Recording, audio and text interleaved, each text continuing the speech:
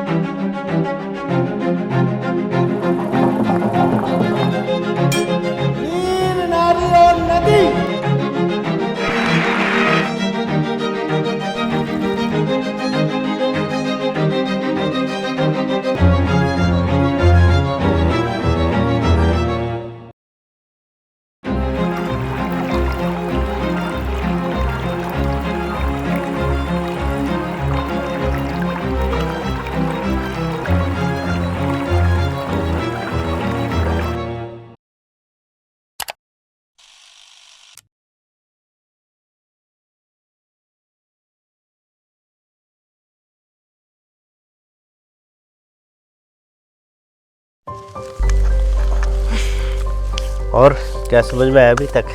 मुझे तो लगता था कि सोशल वर्क का काम बहुत आसान होगा, लेकिन आसफ का संघर्ष तो बहुत जानलेवा है। जानलेवा है ऐसा तो नहीं है, हाँ, लेकिन ये भी है कि विकास के काम सिर्फ रचना से नहीं होते, संघर्ष तो उसमें लगता है। और कहीं ना कहीं संघर्ष था, लेकिन तरुण भारत संघ यही दौर था जब परिपक्व बना और अपने उद्देश्यों की पूर्ति के लिए और ज़्यादा संकल्पबद्ध हुआ, और ज़्यादा शक्तिवान हुआ।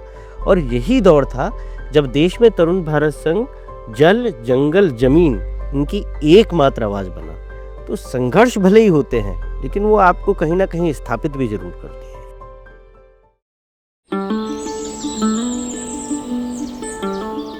पहली बार हमारी नदियां अरवरी और सरसा, बगानी पूरे साल बहने लगी थी। ये हमारे जीवन का चमत्कार था और तरुण भारत संघ के लिए भी चमत्कार था, क्योंकि हम लोग नदियों को जीवित करने का काम नहीं कर रहे थे। हम तो लोगों के साथ मिलके लोग जो चाहते थे वो काम कर रहे थे।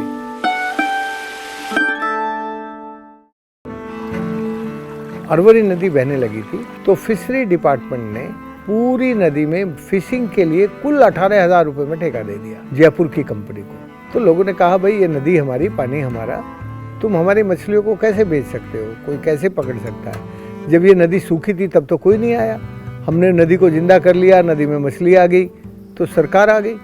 तो फिर उस नदी के कैचमेंट में 70 गांव लगते थे, तो फिर 70 गांव तक ये बात फैली, तो फिर 70 गांव के लोग एक साथ मिल गए, तो गांव के लोगों ने उसका विरोध किया।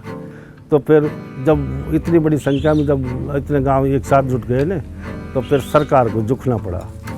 जैसे जैसे तरुण भारत संघ का जल संरक्षण अभियान आगे बढ़ता गया, वैसे वैसे दूर दराज के गांव से प्रेरणादायक कहानियां इस आंदोलन को और ताकत देने लगी। इन्हीं में से एक कहानी है चंबल के पूर्व डाकू जगदीश और उनकी पत्नी भगवती की। तरुण भारत संघ के काम का असर चंबल में भी फैल गया था और वहाँ ये जगदीश फिर बहुत बड़ा डाकू हो गया था। उसकी जो पत्नी थी वो हमारे अलवर से गई थी। तो जब इसने अपनी माँ की ज़मीन पे खेती देखी तो इसने अपनी माँ से पूछा कि माँ, आपने यह खेती कहाँ हुए लगी? तो उसकी माँ ने कहा कि यहाँ एक डॉक्टर आया है, उसने हमारे खेतों पे पानी का काम कर दिया, तो उसके काम से ये खेती होने लगी। भगवती ने कहा कि इसको हमारे यहाँ भेज दो। तो उसने कहा, तू अपने इलाके से 5-6 बूढ़े आदमी भेज दे, वो बूढ़े लोगों की बात बहुत सुनता है। तो भगवती की ज़मीन पर एक बंदा बनाने का काम हम लोगों ने फिर शुरू किया। बंदा बन गया। बंदा बनते ही भगवती की जो खेत में मिट्टी आई उसमें उसने सरसों बो दी। बहुत अच्छी सरसों हुई। सरसों को बेच के अपने पति के लिए एक पचरंगा साफा और सफ़ेद कुर्ता और धोती लेके आई और मुझे भी संदेश भेज दिया, मकर संक्रांति के दिन सुबह 4 बजे से पहले हमारे घर आ जाना। तो मैं भी चला गया, उसका पति अपने पूरे गैंग के साथ आ गया। भगवती ने मुझसे कहा कि ऐसे उंगली का इशारा किया और मुझे वो थाली दी जिसमें थोड़ी हल्दी थी, थोड़े चावल थे और उसमें कपड़े थे। मैंने जब उसको टीका किया और उसको कपड़े दिए तो बड़ा मैरेकल हुआ। इसकी आंखों में पानी और इसके मुंह से निकला कि भाई अब तो बस मुझे इसी के साथ रहना है जो मेरा 7 साल से इंतजार करती रही। तो एक स्कूल में मेरे साथी रहते थे बिरमकी गांव में। जब रहते रहते तो अचानक उसकी वो खाना बना रहा था, अचानक डकैत आ गए। अब जब डकैत आए तो उसके एक हाथ में रोटी और एक हाथ में भगोनी लेकर तो भाग लिया नाले में। मैं कहूँ रुक भैया रुक, अरे नहीं डकैत आ गए, तू नहीं जानता वो डकैत आ गए। मगर कोई बात नहीं, डकैत आखिर को आदमी तो हैं, आने दे, बात करेंगे। जब ये कैला देवी अभ्यारण्य में उन लोगों को ये मालूम पड़ गया कि ये अपनी कमाई के लिए काम नहीं कर रहा है, ये यहाँ पे यहाँ की लोगों की आजीविका कैसे अच्छे से चले उसके लिए काम कर रहा है, तो आप इनको तंग मत करो। हमने कभी कोई फॉर्मल समर्पण नहीं करवाया, कभी नहीं करवाया। 3-3.5 हज़ार से ज़्यादा लोग जो छोटी मोटी लूट पाट करते थे वो सब भी अब खेती के काम में लग गए। लेकिन खेती के काम में लगे जब इनको पानी मिला।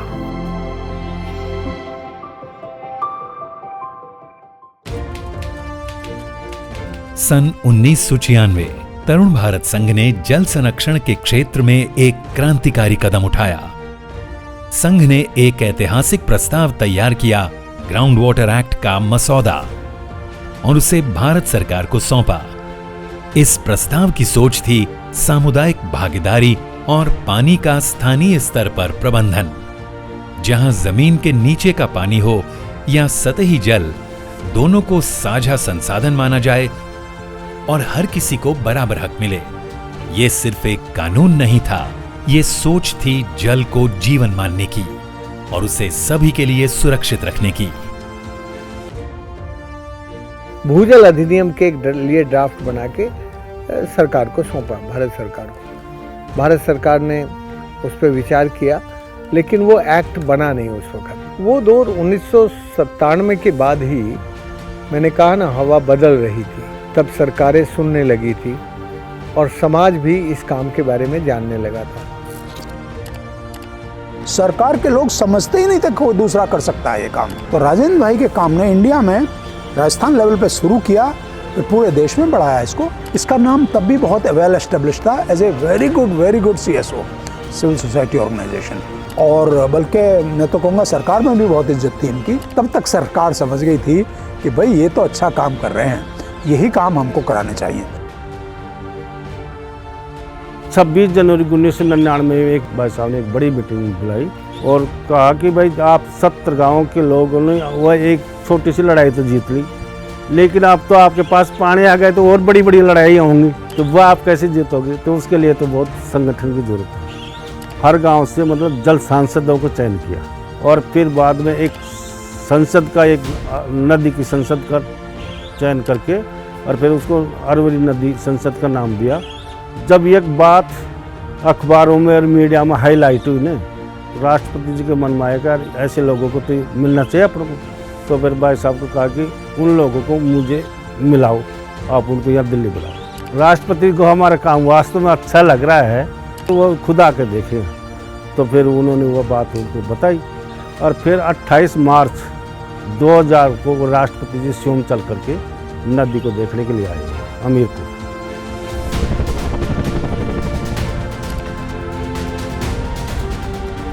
I think it was one big milestone was when the President of India, then K.R. Narayanan ji, he came to the village which was supported by Tarun Bharat Sangh to award the community.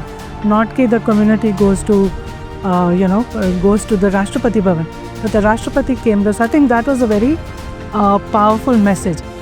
उन्होंने हमारे गांव के लोगों का, जिन्होंने नदियों को जिंदा किया था, उनका बहुत उत्साहवर्धन किया उनको बहुत शाबाशी दी और कहा कि भारत को यदि स्वराज्य चाहिए तो हर गांव के लोगों को इसी तरह पानी बचाने का, जल के संरक्षण का काम करना होगा जैसे हमीरपुर, भावता, कोलाला गांव के लोगों ने किया है।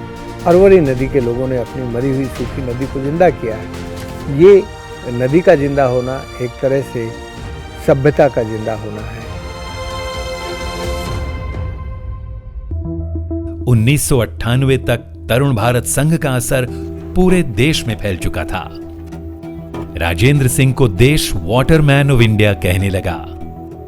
2001 में लावा का बास मामला बना जल स्वराज सत्याग्रह की शुरुआत। एक आंदोलन जो पानी पर जनता के हक की आवाज बन गया, लेकिन विरोध भी हुआ। उसी साल संघ द्वारा बनाए गए एक बांध को सिंचाई विभाग ने अचानक अवैध घोषित कर दिया। लावा का बास का जो काम है वो एक तरह से जल स्वराज्य का सत्याग्रही काम है। इस लावा के बास में इरिगेशन डिपार्टमेंट ने कार्रवाई कराई कि हमने ये पानी रोक लिया। जब उनको ये पता चला कि भाई, मैंने बता भी दिया था उनको कि ये बांध मेरा नहीं है, ये बांध जिनकी वो ज़मीन है और जिनकी ज़मीन पे पानी बरसा है उनका पानी है, उनका बांध है। मैंने केवल उनको बांध बनाने में मदद की है, मालिक तो वही है, मैं कोई मालिक थोड़ा ही हूँ। उस ज़माने के प्लानिंग कमीशन के सेक्रेटरी NC सक्सेना से लेकर MS स्वामीनाथन और देश के जो बड़े लोग थे वो सब यहाँ आए। एक तरह से कहा कि जिन लोगों की ज़मीन पे वर्षा पानी है उनके जीवन में खुशियाँ देता है, आनंद देता है, तो ये पानी सरकार का नहीं लोगों का है।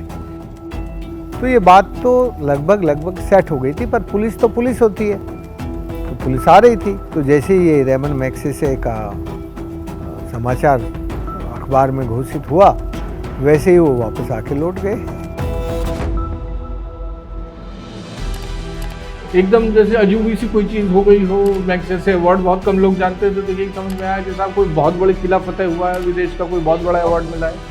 डोला गांव में बहुत कम जाना शुरू कर दिया था इनने।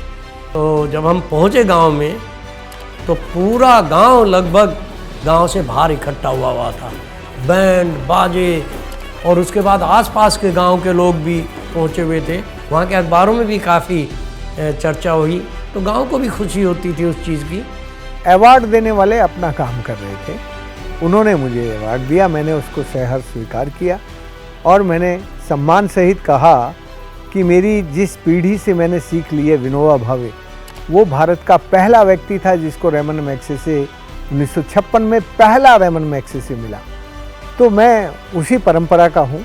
फिर जेपी को मिला, फिर मुझे मिला, तो उस श्रेणी में जाके बैठना ये मेरे लिए बहुत गौरव की बात थी। जिनको मैं अपना प्रेरक मानता हूँ उनको ये पुरस्कार मिला था। जैसे जैसे तरुण भारत संघ सफलता की नई ऊंचाइयों तक पहुंचा, वैसे वैसे चुनौतियां और संघर्ष भी उनके साथ साथ चलते रहे। 10 जून 2002 को अलीगढ़ में वो हुआ जिसकी कल्पना तक किसी ने नहीं की थी। मुझे ध्यान है कि कॉलेज के बाद की छुट्टियां चल रही थी, तो ऐसा कुछ खास काम भी नहीं था, मन हल्का था, पढ़ाई का बोझ भी उतर चुका था। ऐसे में एक दिन पापा ने कहा अलीगढ़ चलोगे मेरे साथ। मैंने सोचा चलो थोड़ा घूमना हो जाएगा, कुछ अलग देखने को मिलेगा, तो बिना ज़्यादा सोचे समझे हम ही बढ़ गए। अलीगढ़ पहुँचे तो एक बड़ा सा हॉल था और सामने मंच लगा हुआ था, कुर्सियाँ लगी थीं, लोग आ रहे थे जा रहे थे, और मैं अपनी आदत अनुसार सबसे पीछे जाके खड़ा हो गया। सभी बापूजी को सुनने का इंतज़ार कर रहे थे, तभी मंच पर वो बोलने के लिए पहुँचे और जैसे ही वो हमेशा करते हैं, वैसे ही खुले दिल से बिना किसी लाग लपेट के पूरी सच्चाई और दमखम से बोलना उन्होंने शुरू किया। मैंने केवल इतना ही कहा था कि ये हमारे नेताओं की कारस्तानी है जो इस पानी का निजीकरण हो रहा है। यदि नेता चाहें तो पानी का निजीकरण नहीं होगा। वहाँ एक तेजवीर सिंह गुड्डू नाम का एक उस समय जिले का प्रमुख था, उसने आया, खड़ा हुआ और एकदम से हमला बोल दिया, तो मैं धरती पे गिर गया। गुड्डू अपने गनर के साथ भाग चुका था और दर्शक जो श्रोता आए हुए थे वहाँ पर वो हड़बड़ाते हुए मंच की तरफ भाग रहे थे, कुछ कमरे से बाहर जा रहे थे। अब मैं भी दौड़कर भागा मंच की ओर, तो मैंने देखा कि बापूजी एकदम निशब्द और अचेत एकदम मंच पर पड़े हुए हैं। बहुत ज़्यादा उम्र भी नहीं थी, तो ये नहीं समझ में आया कि क्या करें। बस ये एहसास था कि बहुत कुछ गलत हुआ है। एम्स में जब सुबह मुझे मालूम पड़ा भी ऐसे ऐसे एम्स में लाया गया उसे, तो किसी ने मुझे सूचना दी, मैं पहुंचा वहाँ। तो एक छोटे से स्ट्रेचर पर नीचे ज़मीन पर इसके खून आए हुए थे, वो खून भी किसी ने नहीं पहुँचे थे। मैं लेकर सफदरजंग पहुँचा, पर इसी बीच मैंने कुछ मित्रों को फ़ोन कर दिए थे, कुछ साथियों को कहा भाई सब लोगों को सूचना दे दो कि ऐसी ऐसी हालत है, कोई अटेंड नहीं हो रहा है।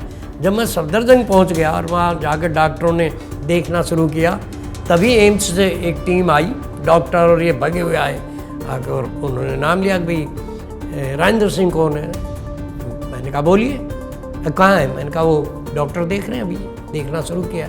नहीं आप एम्स में वापस चलिए। और फिर प्राइवेट रूम दिया गया। उसके बाद तो जोधपुर के महाराजा ये आ गए, सोमदल शास्त्री जी ने बहुत मदद करी, फ़ोन किया। मैं तो फिर जब मुझे होश आया 20-25 दिन के बाद, तो फिर मैं सवाई मानसिंह हॉस्पिटल आ गया। उस वक़्त मेरा इलाज कराने में राजस्थान सरकार ने, खासकर गहलोत साहब ने थोड़ा इंटरेस्ट लिया और मेरा इलाज तो करवाया। समय के साथ तरुण भारत संघ के घाव भर रहे थे और साथ ही उनका काम चारों ओर फैल रहा था। मैं समझता हूं कि अब पूरी दुनिया में ये बात 2003 तक उनकी उपलब्धियां इंग्लैंड के प्रिंस चार्ल्स तक पहुंची, जो इनके कार्य से बेहद प्रभावित हुए। राजस्थान जो दुनिया का सबसे कम बारिश की जगह है, वहां राजस्थान के समाज ने जिस तरह से पानी का काम किया, ऐसे पूरी दुनिया में हो सकता है। उनके हेलीकॉप्टर भावता में उतरे और भावता नीचे से ऊपर तक, सांकड़ा बांध तक 2 किलोमीटर पैदल चल के गए। तो इससे लगा कि उनके मन में भारत के ज़मीनी कामों को देखने का अपना अंदर का उत्साह था।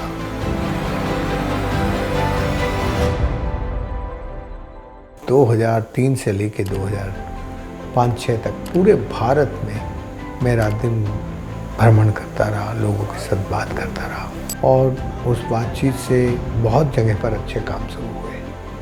आंध्र प्रदेश में जल चेतना यात्रा में जुड़ने का मौका मिला। हर जगह पानी से जुड़ी समस्याएं, समाधान और संघर्ष और लोक शक्ति की कहानियां सुनने को, देखने को मिली। यात्रा के दौरान मैं हर रोज़ कुछ नया सीखता रहा। ये 6 महीने मेरे लिए सिर्फ एक सामाजिक अनुभव नहीं था, यह मेरे, आप यूँ कहिए कि मेरे ज़िंदगी का मोड़ था। तरुण भारत संघ की मेहनत और लगन की चर्चा विदेशों में हो रही थी। संगठन के काम को और सराहा गया और उन्हें 2004 में ब्रिस्बेन अवार्ड मिला और 2005 में उन्हें जमनालाल बजाज अवार्ड से सम्मानित किया गया। नए रास्ते खुल रहे थे, साथ ही चुनौतियां भी बढ़ी थीं।